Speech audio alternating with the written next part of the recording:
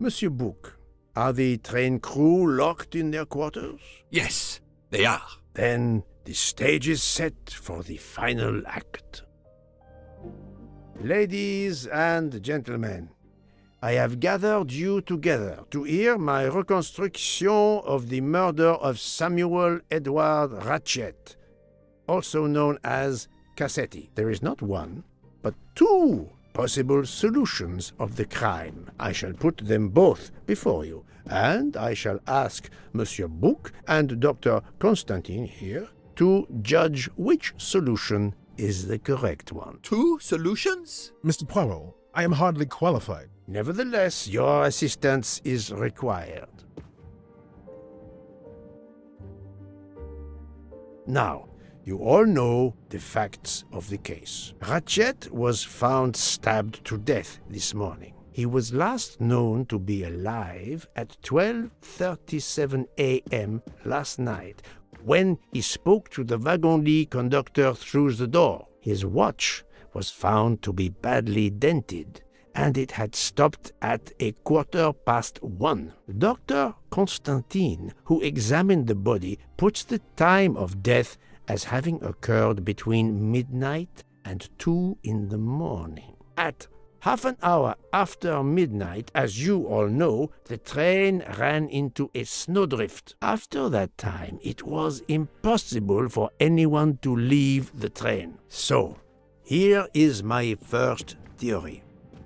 The enemy, as Ratchet expected, joined the train at Vinkovsky by the door left open by Captain Arbuthnot and Monsieur McQueen, who had just descended to the platform. He was equipped with a wagon-lit jacket, which he wore over his ordinary clothes, and a pass key which enabled him to gain access to Ratchet's compartment in spite of the doors being locked. Ratchet was under the influence of a sleeping draught. This man stabbed him with great ferocity, 12 wounds in all. He left the compartment through the communicating door to Madame Hubbard's compartment. Yes, that's so. Scared me half out of my wits. The murderer thrust the dagger he had used into Mrs. Hubbard's handbag in passing. Without knowing it, he lost a button of his uniform. Then he slipped out of the compartment and along the corridor. He put the uniform jacket into Detective Locke's suitcase to cast suspicion on her. And a few minutes later, dressed in his ordinary clothes, he left the train just before it started off again, using the same means for egress, the door near the dining car.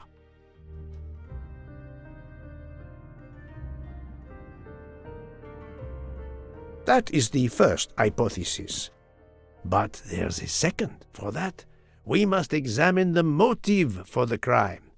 Why was Ratchet killed? The motive is clear.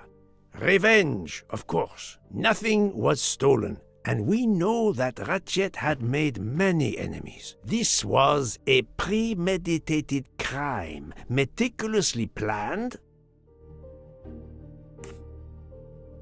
Since the kidnapping and death of little Daisy Armstrong, which traumatized many people close to the family. Even when the police concluded that it was Suzanne Moreau, questions remained. Detective Locke continued her investigation, as did others. They became convinced the truth lay elsewhere. We now know who the real murderer of Daisy is. It is clear now that Daisy's killer was Ratchet, also known as Cassetti and Michael Clark and how many other names. But of course, many of you have known this for a long time. It is obvious that the 12 stab wounds are not a random number. Dr. Constantine's analysis revealed that some stab wounds appeared to have been caused by a right-handed attacker. Others indicated the knife wielder was left-handed. Some wounds were deep, more than one fatal, yet others were not much more than mere scratches. What can explain these discrepancies? This leads us to an obvious conclusion. They are symbolic. 12 stabs. 12! The same number as a trial jury in the United States. But not just a jury of 12 members condemning him to death, but 12 executioners as well. This self-appointed jury had meticulously planned for everything except Snow. snow. The avalanche that stopped us, as well as the presence of not one but two detectives on the train. They had to improvise, to hastily add clues and false leads. This woman in a red kimono does not exist. I don't know which of the passengers it was. It does not really matter. It was just a performance, a charade to introduce another possible culprit to muddy the waters. The time on Ratchet's broken watch was deliberately set to conceal the true time of the crime. The vial of vaping liquid incriminated Captain Arbuthnot. However, he had a solid alibi confirmed by Monsieur McQueen. Impossible then to suspect him. The conductor's jacket, found in Detective Locke's suitcase, was put there only to cast suspicion upon her. All these false leads were intended for me. But I am Poirot. I understood the truth. We have a train full of suspects. It's time to identify who the real culprits are. Let's start with Detective Locke.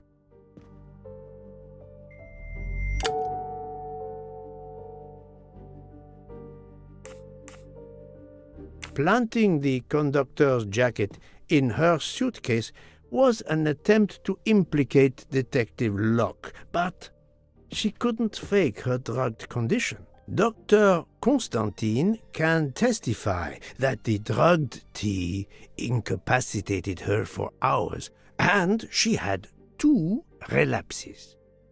Let us move on to Monsieur McQueen. When I told him about Cassetti, he looked very surprised that I managed to make the connection between him and the Armstrong case. He told me, "But I thought we had..." I think he meant,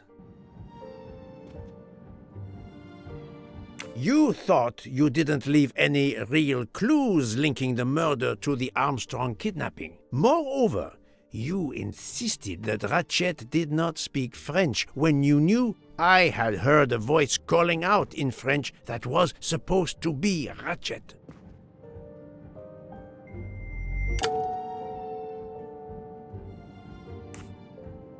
You took some pleasure in leaving me false clues, I think. It was quite annoying. But you told me yourself that your father was the district attorney who handled the Armstrong case. The case haunted my father. At first, he believed Suzanne Moreau had helped her boyfriend, Noah, to kidnap Daisy, even though there were questions that went unanswered, and a young policewoman refused to let it go, continuing to find discrepancies, but never enough to reopen the official investigation. That policewoman sits there. Her name is Joanna Locke. Then tell him. Tell him how in the end my father believed you, how he resigned a job that he loved, racked with guilt that he may have let that monster go free. He died young, broken, his faith in justice broken. That's what Ratchet did to him. Thank you for your honesty, Monsieur McQueen. Your father is one more victim of the man who called himself Ratchet. Now, I will turn to Ratchet's valet, Monsieur Masterman.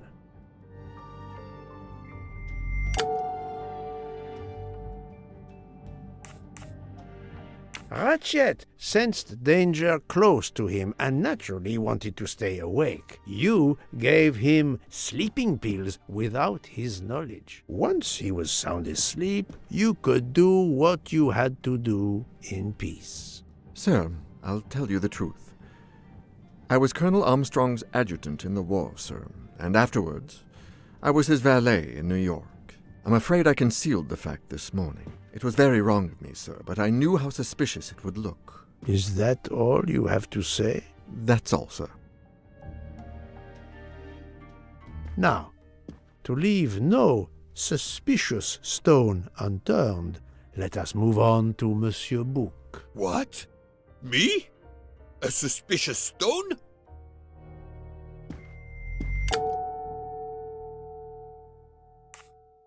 Book, my friend, of course you are not guilty. You did everything you could to get me on this train. What madness would cause you to ensure, and I speak with all modesty, that the best detective in the world could be present to witness your crime? But doesn't our friendship count as well? Most assuredly, but a murderer can wear all sorts of masks, including friendship. Let us consider our ever-efficient wagon-lit conductor, Pierre Michel.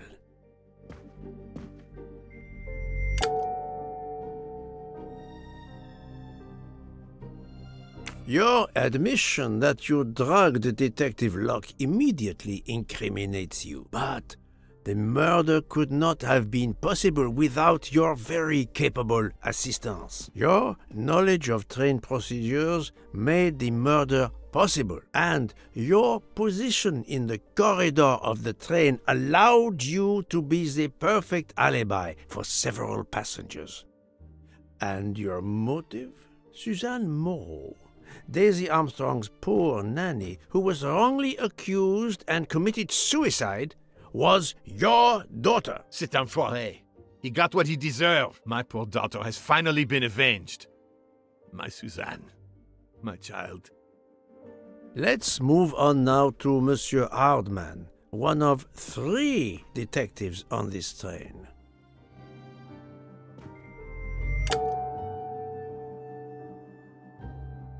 Monsieur Hardman, I think you are a real detective, but you were never hired by Ratchet. Your alibi was that you were watching the corridor to protect Ratchet, which, of course, you never did. You protected Pierre Michel. However, we just saw that his alibi doesn't hold up, so neither does yours. I don't know about the conductor. Being Suzanne's fiancé, you had a substantial motive to punish Ratchet. You used your detective skills, just as Detective Locke did, to hunt him down and finally avenge the death of your beloved. That's right, Mr. Poirot. I do have some detective skills. I never doubted it. Now, Fraulein Schmidt, the lady's maid with the soul of a cook.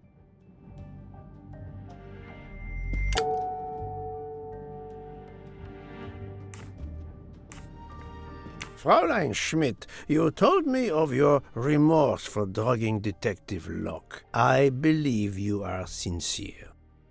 However, as the cook of the Armstrong family, you experienced the drama from within. The death of Daisy, then Sonia Armstrong, who died in childbirth, and finally, Suzanne and John Armstrong. So much misfortune in that poor family. The death of this criminal is only justice. Let us move on to Countess Andreni. I was impressed by the earnestness of her husband when he swore to me solemnly on his honor that his wife never left her compartment that night. Should I believe it?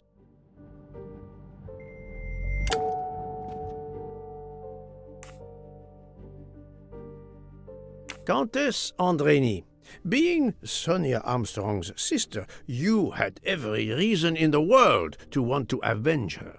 But You were incapable of stabbing someone, even after what he had done to you and your family. The night of the crime, you simply took a sleeping pill. I appreciate the irony that nearby, Detective Locke was also in a drugged sleep. When you awoke, you thought the nightmare was over. Rudolph? Hush, my love. Hush. Excellent transition. I was coming to you, Count Andreny.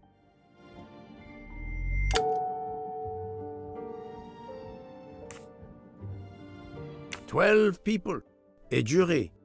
This was very important to all of you. If Countess Andreny did not stab Ratchet, someone had to take her place. And you, Count, the beloved husband. I've seen how fiercely you love and protect your wife. Enough! I would do anything for Helena. Anything. Even that. Yes, even that. Let's move on to Monsieur Foscarelli.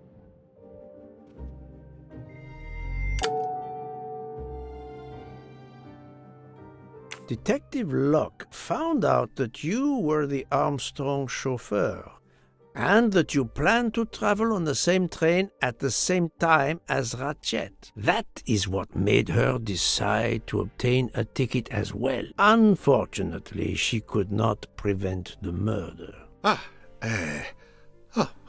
Have you lost your tongue, Mr. Foscarelli? Oh, Daisy. She was the delight of the house. Tonio, she called me. And she would sit in the car and pretend to drive me.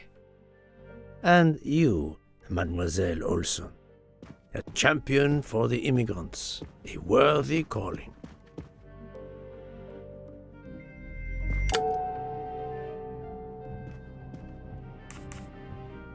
Mademoiselle Olson, you supported Madame Hubbard's story about her connecting door latch, a story that I later demonstrated to be impossible. So, you deliberately lied to me, and you also lied about Mademoiselle Debenham's whereabouts. Enough! I can't take this anymore! I know what you want from me, Mr. Poirot. Very well. Here it is. She was my little Daisy, my angel, so patient. When I patched a scrape or took her temperature, that was my job. But she was so much more to me. She was a shining light in an ever-darkening world. I've tried to honor her by caring for children who have lost everything. Thank you, Mademoiselle Olson. You too shed light on your part in this mystery. You were Daisy Armstrong's nurse. I will ask you no more questions. It is enough that you have admitted what I know to be the truth, and I understand. Let's move on. Dr. Constantine. You suspect me? I know none of these people. I didn't know Ratchet either, and I've taken a solemn oath to help people, not murder them.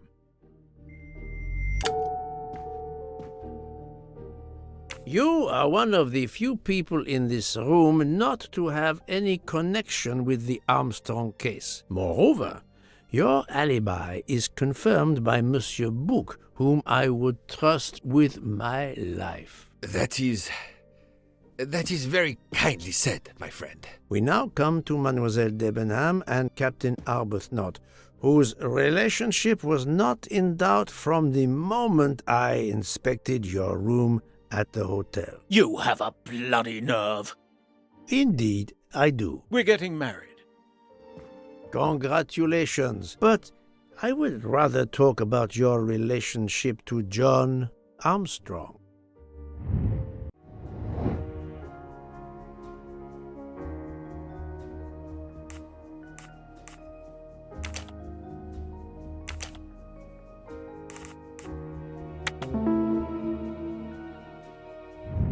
I'm right again. That happens to me a lot. Captain Arbuthnot, you served in the army with John Armstrong. What I don't understand is why a man your age is still a captain. One might expect you to be a colonel as well. Ever fought in a war, Poirot? It was war that first brought me to England. Then you know what it's like. There's a shattering sound, and death, and mistakes, acting on intelligence that proved to be wrong. I sent a patrol to their death. Good men, brave men, wasted. John testified on my behalf at a court-martial. I'm not a colonel. I don't deserve to be, you bloody fool. But I'm also not in prison. John remained my best friend until... There, you have my story. Understand now? Archie, calm down, please. You're right, Mary. What you see in me, I don't understand. Oh, Archie, I see in you what John saw. Miss Debenham, I'm sorry. My turn, is it? I'm afraid so. And you have caused me quite a puzzlement. Your connection with the Armstrong family was not obvious. Then I remembered the job you currently hold.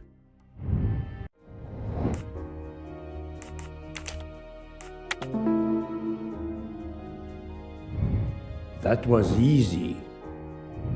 You were the teacher of Helena Andrény, whose maiden name was Helena Goldenberg before she married Count Andrény. Yes, absolutely. Why lie to you? She was an excellent student. Captain Arbuthnot.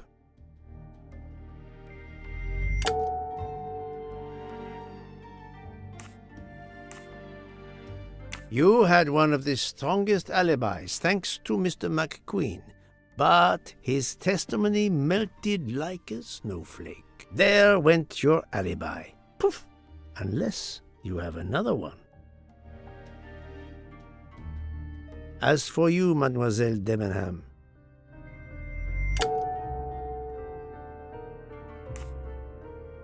Mademoiselle Olsen was the only one who could confirm your alibi. I think you know where you stand. Very good, Mr. Poirot. Are you satisfied? I will be, soon. Now I must turn to Sonia Armstrong's godmother, Princess Dragomirov.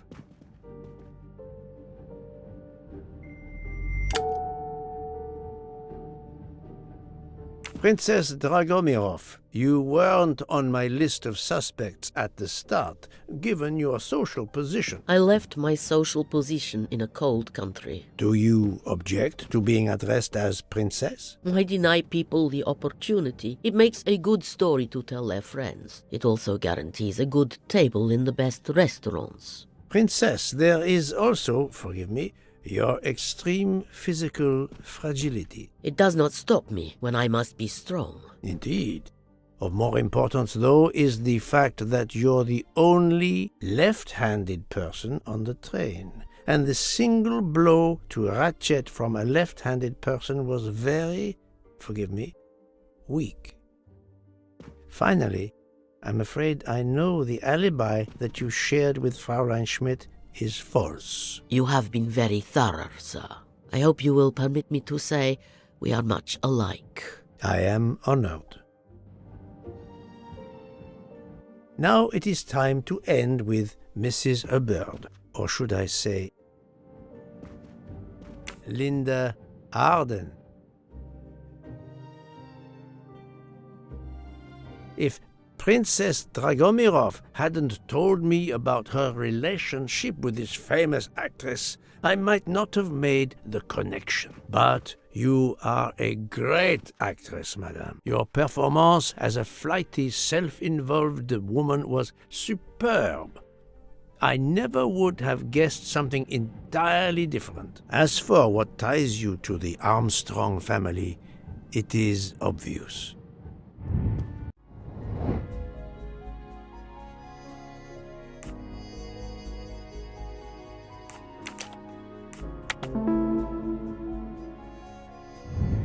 Et voilà. Mrs. Hubbard, you are the mother of Sonia Armstrong and Mrs. Andreni.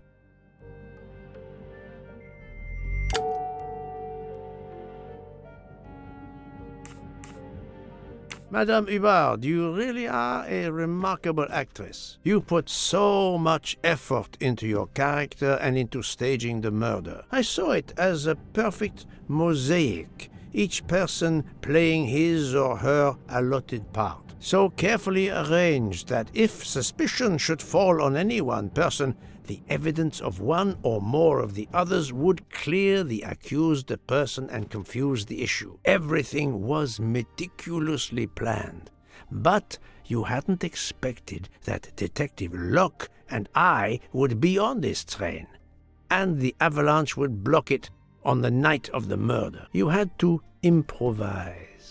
But again, improvisation would be another of your skills as an actress. So you came up with the story that the latch on the door that communicated with Ratchet's compartment was hidden by the handbag. I always fancied myself in comedy parts. That slip about the sponge bag was silly. Shows you should always rehearse properly. You know all about it, Mr. Poirot. You're a very wonderful man, but even you can't quite imagine what it was like. That awful day. I was just crazy with grief. So were the servants. We decided then and there that the sentence of death that Ratchet had escaped had got to be carried out. There were 12 of us, or rather 11. Suzanne's father was over in France, of course. First we thought we'd draw lots as to who should do it, but in the end we decided on this way. It was the driver, Antonio, who suggested it. Mary worked out all the details later with Hector McQueen. It took a long time to perfect our plan. We first had to track Ratchet down. Hardman managed that in the end. Then we had to try and get Edward and Hector into his employment. Well, we managed that. Then we had a consultation with Suzanne's father. Captain Arbuthnot was very keen on having 12 of us. He seemed to think it made it more orderly. He didn't like the stabbing idea much, but he agreed that it did solve most of our difficulties. Well, Suzanne's father was willing.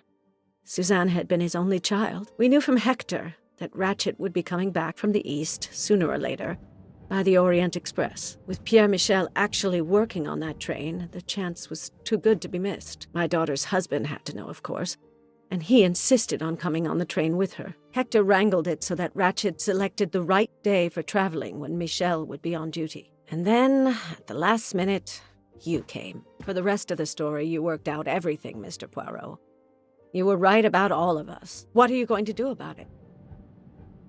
If it must all come out, can't you lay the blame upon me, and me only? I would have stabbed that man 12 times willingly. It wasn't only that he was responsible for my daughter's death, and her child's, and that of the other child who might have been alive and happy now. It was more than that.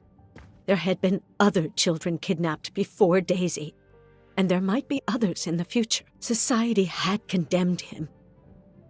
We were only carrying out the sentence, but it's unnecessary to bring all these others into it, all these good, faithful souls.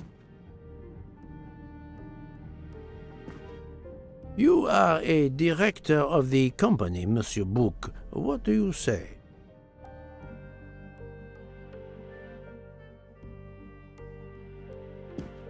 In my opinion, Poirot, the first theory you put forward was the correct one. Decidedly so. I suggest that is the solution we offer to the police. You agree, Doctor? Certainly, I agree. As regards the medical evidence, I think that I made one or two fantastic suggestions.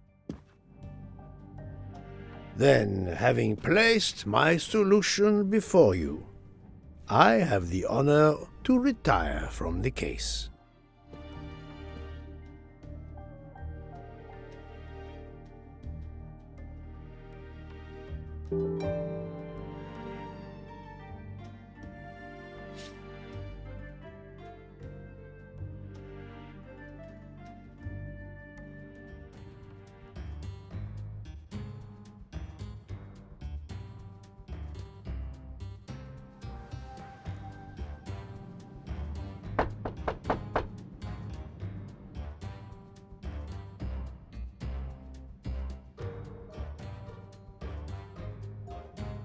I'm sorry to wake you up in the middle of the night, Poirot, but it couldn't wait. There was a detail that bothered me in my preliminary autopsy of Ratchet's body. I went back to examine the body and I discovered a wound covered by another. The blow I hadn't seen was delivered by a thinner, sharper blade. So there were not 12, but 13 stab wounds. 12 stabs for 12 jurors. It doesn't work with 13 wounds. The symmetry is destroyed. It can't be one of the culprits who stabbed him twice? Doctor, a different knife was used. There is only one explanation.